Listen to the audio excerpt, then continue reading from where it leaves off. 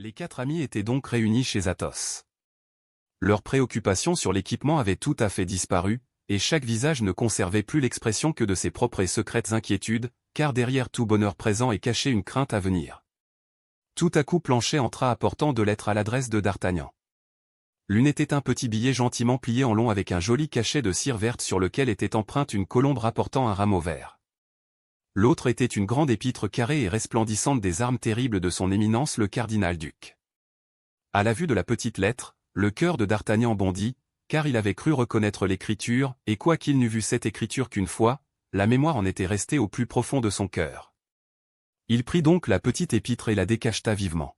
« Promenez-vous, lui disait-on, mercredi prochain, de 6h à 7h du soir, sur la route de Chaillot, et regardez avec soin dans les carrosses qui passeront, mais si vous tenez à votre vie et à celle des gens qui vous aiment, ne dites pas un mot, ne faites pas un mouvement qui puisse faire croire que vous avez reconnu celle qui s'expose à tout pour vous apercevoir un instant. Pas de signature. C'est un piège, dit Athos, n'y allez pas, D'Artagnan. Cependant, dit D'Artagnan, il me semble bien reconnaître l'écriture. Elle est peut-être contrefaite, reprit Athos, à 6 ou 7 heures, dans ce temps-ci, la route de Chaillot est tout à fait déserte, autant que vous alliez vous promener dans la forêt de Bondy. Mais si nous y allions tous, dit D'Artagnan, que diable. On ne nous dévorera point tous les 4, plus, 4 laquais, plus, les chevaux, plus, les armes. Puis ce sera une occasion de montrer nos équipages, dit Porthos. Mais si c'est une femme qui écrit, dit Aramis, et que cette femme désire ne pas être vue, songez que vous la compromettez, D'Artagnan, ce qui est mal de la part d'un gentilhomme. Nous resterons en arrière, dit Porthos, et lui seul s'avancera.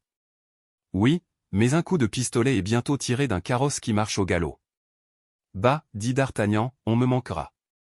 Nous rejoindrons alors le carrosse, et nous exterminerons ceux qui se trouvent dedans. Ce sera toujours autant d'ennemis de moins. Il a raison, dit Porthos, bataille, il faut bien essayer nos armes d'ailleurs. Bah. Donnons-nous ce plaisir, dit Aramis de son air doux et nonchalant. Comme vous voudrez, dit Athos. Messieurs, dit D'Artagnan, il est 4h30, et nous avons le temps à peine d'être à 6h sur la route de Chaillot. Puis, si nous sortions trop tard, dit Porthos, on ne nous verrait pas, ce qui serait dommage. Allons donc nous apprêter, messieurs. Mais cette seconde lettre, dit Athos, vous l'oubliez, il me semble que le cachet indique cependant qu'elle mérite bien d'être ouverte. Quant à moi, je vous déclare, mon cher D'Artagnan, que je m'en soucie bien plus que du petit brimborion que vous venez tout doucement de glisser sur votre cœur. D'Artagnan rougit. Eh bien, dit le jeune homme, voyons, messieurs, ce que me veut son éminence. Et D'Artagnan décacheta la lettre et lut, M. D'Artagnan, garde du roi, compagnie des Essarts, est attendu au palais cardinal ce soir à 8h. La Houdinière, capitaine des gardes. Diable, dit Athos, voici un rendez-vous bien autrement inquiétant que l'autre. J'irai au second en sortant du premier, dit D'Artagnan, l'un est pour 7 heures, l'autre pour 8, il y aura temps pour tout. Je n'irai pas, dit Aramis, un galant chevalier ne peut manquer à un rendez-vous donné par une dame, mais un gentilhomme prudent peut s'excuser de ne pas se rendre chez son éminence, surtout lorsqu'il a quelque raison de croire que ce n'est pas pour y recevoir des compliments. Je suis de l'avis d'Aramis, dit Porthos.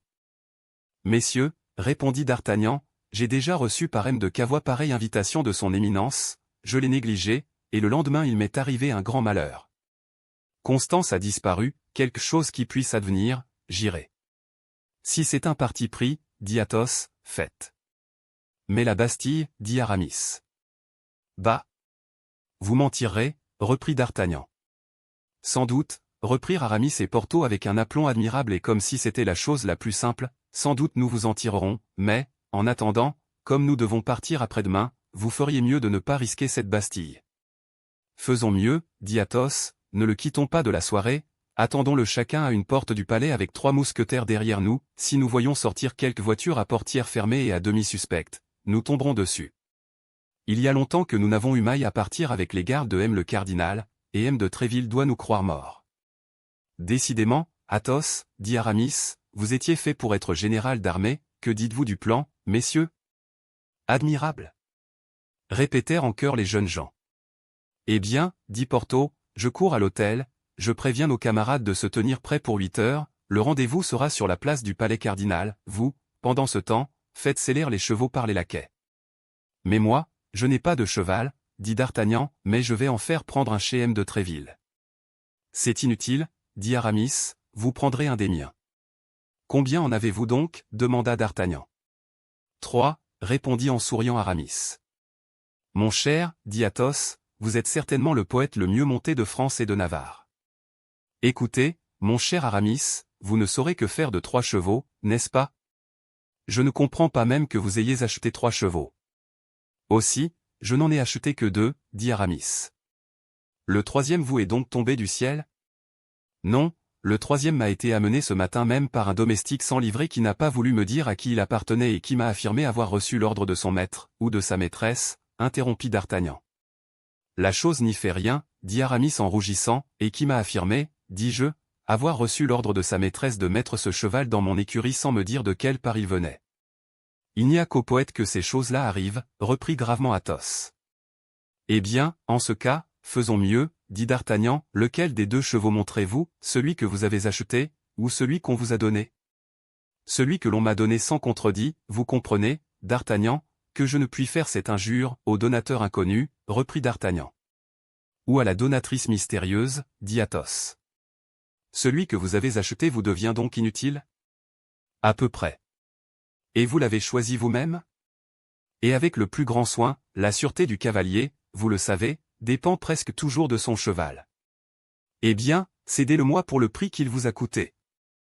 J'allais vous l'offrir, mon cher d'Artagnan, en vous donnant tout le temps qui vous sera nécessaire pour me rendre cette bagatelle. Et combien vous coûte-t-il? 800 livres. Voici 40 doubles pistoles, mon cher ami, dit d'Artagnan en tirant la somme de sa poche, je sais que c'est la monnaie avec laquelle on vous paie vos poèmes. Vous êtes donc en fond, dit Aramis. Riche, richissime, mon cher. Et d'Artagnan fit sonner dans sa poche le reste de ses pistoles. Envoyez votre selle à l'hôtel des Mousquetaires, et l'on vous amènera votre cheval ici avec les nôtres. Très bien, mais il est bientôt 5 heures, hâtons-nous. Un quart d'heure après, Porthos apparut à un bout de la rue Férou sur un genet. Magnifique, Mousqueton le suivait sur un cheval d'Auvergne, petit, mais solide. Porthos resplendissait de joie et d'orgueil. En même temps Aramis apparut à l'autre bout de la rue monté sur un superbe coursier anglais, Bazin le suivait sur un cheval rouan, tenant en laisse un vigoureux Mecklembourgeois, c'était la monture de d'Artagnan. Les 2 mousquetaires se rencontrèrent à la porte, Athos et d'Artagnan les regardaient par la fenêtre. « Diable, dit Aramis, vous avez là un superbe cheval, mon cher Porthos. »« Oui, répondit Porthos, c'est celui qu'on devait m'envoyer tout d'abord, une mauvaise plaisanterie du mari lui a substitué l'autre, mais le mari a été puni depuis et j'ai obtenu toute satisfaction. » Planchet et Grimaud parurent alors à leur tour, tenant en main les montures de leur maître, d'Artagnan et Athos descendirent, se mirent en selle près de leurs compagnons, et tous 4 se mirent en marche, Athos sur le cheval qu'il devait à sa femme, Aramis sur le cheval qu'il devait à sa maîtresse, Porthos sur le cheval qu'il devait à sa procureuse, et d'Artagnan sur le cheval qu'il devait à sa bonne fortune, la meilleure maîtresse qui soit. Les valets suivirent. Comme l'avait pensé Porthos, la cavalcade fit bon effet, et si Madame Coquenard s'était trouvée sur le chemin de Porthos et eût pu voir quel grand air il avait sur son beau genet d'Espagne, elle n'aurait pas regretté la saignée qu'elle avait faite au coffre-fort de son mari. Près du Louvre les 4 amis rencontrèrent M. de Tréville qui revenait de Saint-Germain, il les arrêta pour leur faire compliment sur leur équipage, ce qui en un instant amena autour d'eux quelques centaines de badauds. D'Artagnan profita de la circonstance pour parler à M. de Tréville de la lettre au grand cachet rouge et aux armes ducales, il est bien entendu que de l'autre il n'en souffla point mot. M. de Tréville approuva la résolution qu'il avait prise, et l'assura que, si le lendemain il n'avait pas reparu, il saurait bien le retrouver, lui, partout où il serait. En ce moment, l'horloge de la Samaritaine sonna à 6 heures, les 4 amis s'excusèrent sur un rendez-vous, et prirent congé de M. de Tréville.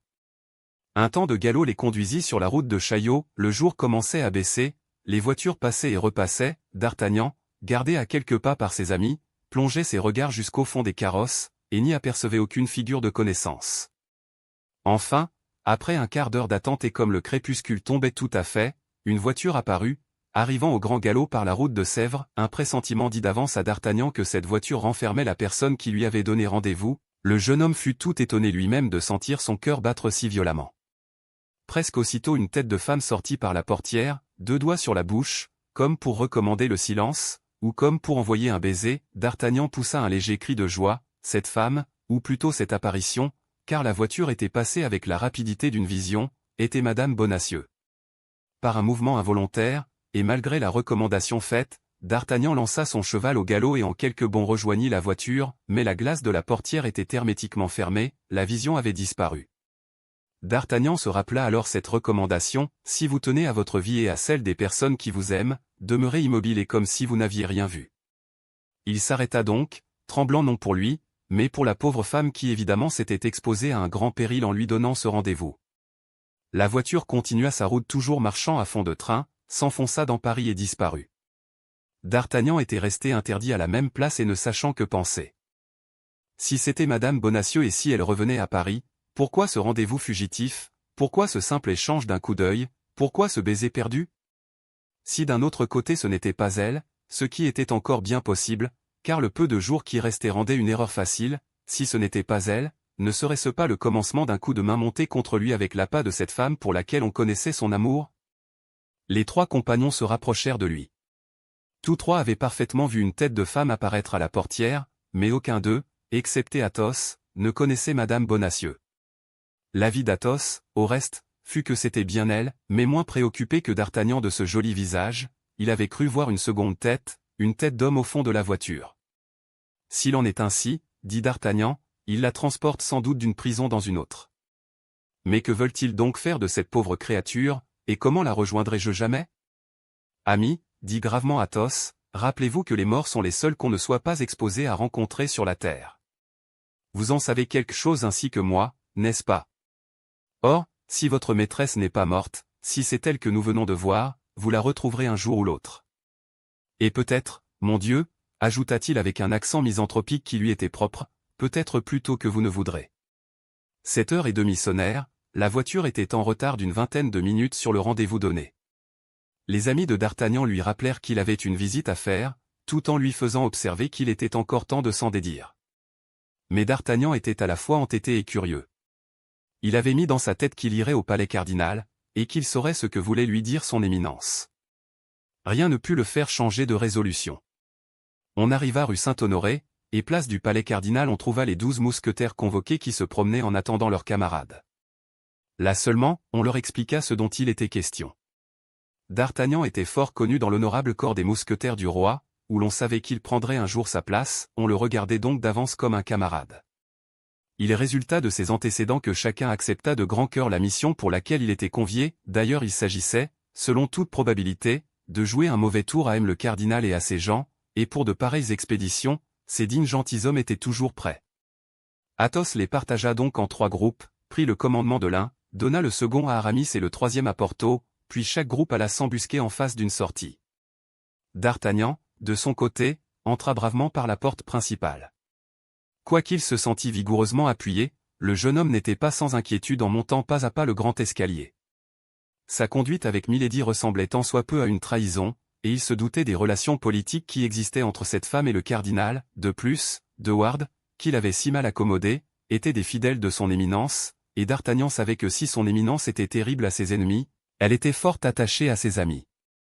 Si De Wardes a raconté toute notre affaire au cardinal, ce qui n'est pas douteux, et s'il m'a reconnu, ce qui est probable, je dois me regarder à peu près comme un homme condamné, disait D'Artagnan en secouant la tête.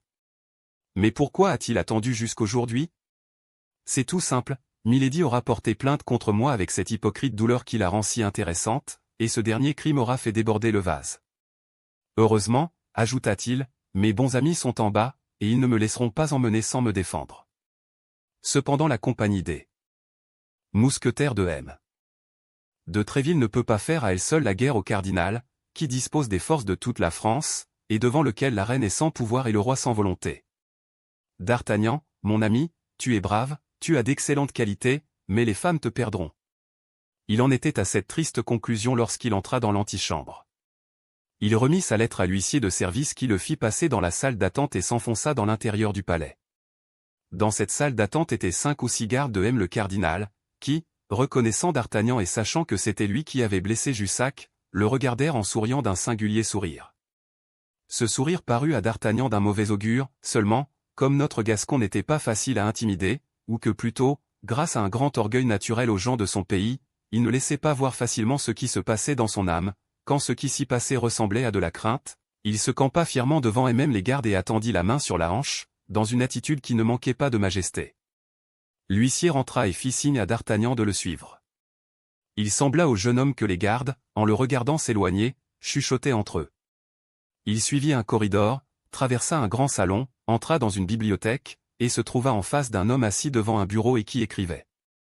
L'huissier l'introduisit et se retira sans dire une parole. D'Artagnan resta debout et examina cet homme. D'Artagnan crut d'abord qu'il avait affaire à quelque juge examinant son dossier, mais il s'aperçut que l'homme de bureau écrivait ou plutôt corrigeait des lignes d'inégale longueur, en scandant des mots sur ses doigts, il vit qu'il était en face d'un poète. Au bout d'un instant, le poète ferma son manuscrit sur la couverture duquel était écrit « Mirame, tragédie en 5 actes », et leva la tête. D'Artagnan reconnut le cardinal. HTML chapitre XL. Le cardinal appuya son coude.